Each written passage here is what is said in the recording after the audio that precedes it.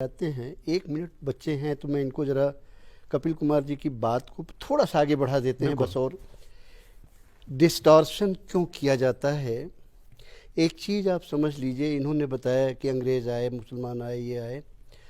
एक general psychology है, आप किसी के ऊपर तब तक शासन नहीं कर सकते जब तक आप उसे ये बताने में सफल नहीं होते कि आप उससे श्रेष्ठ हैं।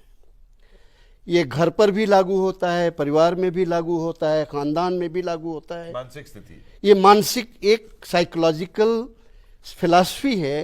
ये क्लासरूम में भी साबित होता है कि कोई लड़का तभी सर्वमान्य हो जाता है जब वो साबित करता है कि वो आपसे श्रेष्ठ है।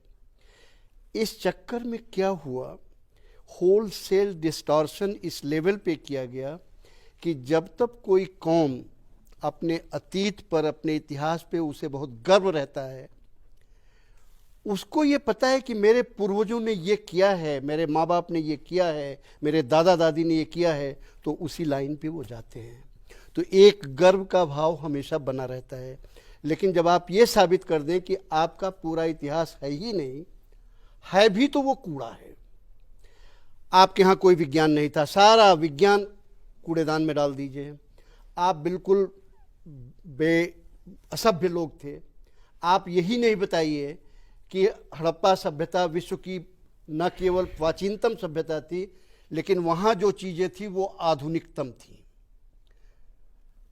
व्हीलर जैसा राष्ट्रवादी अंग्रेज के हिसाब से था, उसने लिखा कि हड़प्पा सभ्यता की जो प्लानिंग थी वो 18वीं शताब्दी के लंदन और पेरिस की नहीं थी। कहीं पढ़ा आपने क्या ये सारी? आज आपका जो पंचांग है, एस्ट्रोफिजिक्स है ना, वो पंचांग तो सबके घर में रहता है, सबके घर में माँ बाप अपना कभी व्रत रखते हैं, माघ मेला होने जा रहा है, ये हो जा, वो गणना कब शुरू हुई, नक्षत्रों की गणना कब शुरू हुई, एस्ट्रोफिजिक्स तो सब जानते हैं। ये ऋग्वेद काल से चली आ रही है और आज भी साइंस के सारे उपकरणों के बाद भी जो आप गणना करते हैं, वैदिक गणना उससे ज़्यादा परफेक्ट मानी जाती है। कभी आपने नहीं पढ़ा, आपने को ये नहीं पढ़ाया गया, नाम ही नहीं सुना, आर्यभट्ट कौन थे, विष्णुगुप्त कौन थे। तो एक ये फिलॉसफी होती है जो लार्ज स्केल पे किया जाता है। दूसरी बात होती है, हम आ रहे हैं 47 पे, heat where it hurts the most. आपको उस जगह मारा जाए, उस जगह पीड़ा दी जाए जो सबसे ज़्यादा तकलीफ देती है, जिससे कि आप उससे कट जाएं। हिंदू गोमांस खाते थे, गाय सबसे पूज्य है, 68 देवी देवताओं का वास माना जाता है। अब हिंदू गाय खाते थे, लिहाजा आप अपने से घृणा कीजिए कि हम कैसे हिंदू हैं, हम अपनी माँ को ही खाते थे। तो this is a kind of game that has gone on.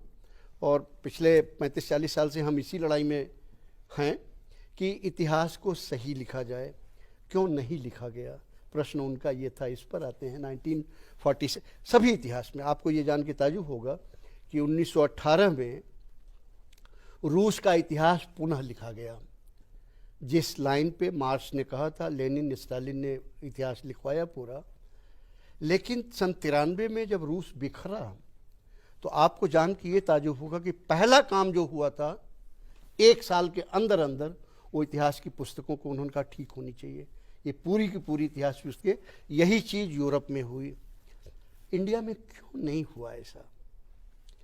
Bharat के जो प्रथम प्रधानमंत्री थे, उन्होंने खुद लिखा है कि I am an Hindu by birth, a Muslim by culture and a British by education and outlook. वो खुद लिखते हैं और फिर लिखते हैं birth by accident, culture by part of my life, education and outlook is my training. तो अब ऐसी स्थिति में अगर आप ये उन्होंने लिखा है, कई लेखों में लिखा है, तो जो प्रथम प्रधानमंत्री थे वो, उनको दिलचस्पी सिर्फ ये था, और खुद भी कहते थे कि उन्होंने कहा कि this country has to be modernize and this has to be run as per British. तो उनकी कोई दिलचस्पी ही नहीं थी इतिहास को ही नहीं, पूरी संस्कृति को लेके। और इसको लेके एक एग्जाम्पल मैं और दे देता हूँ, आपकी बात साफ हो जाएगी, क्योंकि मैं ओपिनियन ज़रा कम देता हूँ। मैं वहीं से ले आता हूँ, भाई आप ही ने क्या कहा था। 1953 में एक फ्रेंच डेलीगेशन आया और वो पांडिचेरी यहाँ वहाँ गया, बनारस गया, चारों जगह से घूमने के बाद 25-30 लोगों का डेलीगेशन वो अंत में 1953 में छपा हुआ है, इंटरनेट पे आप ढूंढिएगा मिल जाएगा। वो आके नेहरू जी से मिलता है and they praise the Indian culture and civilization कि कितना बड़ा कल्चर है, कितनी प्राचीनता है, कितना अच्छा है, कितनी मानवता है, कितना क्या है। पंडित नेहरू ने सब सुनने के बाद 15-20 मिनट के बाद एक लाइन कह के मीटिंग डिसमिस कर दी। उनका you are praising the very same thing I am trying to destroy, ये भी छपा हुआ है कि आप उस चीज की प्रशंसा कर रहे हैं, उस संस्कृत की प्रशंसा कर रहे हैं जिसको मैं जी जान से खत्म कर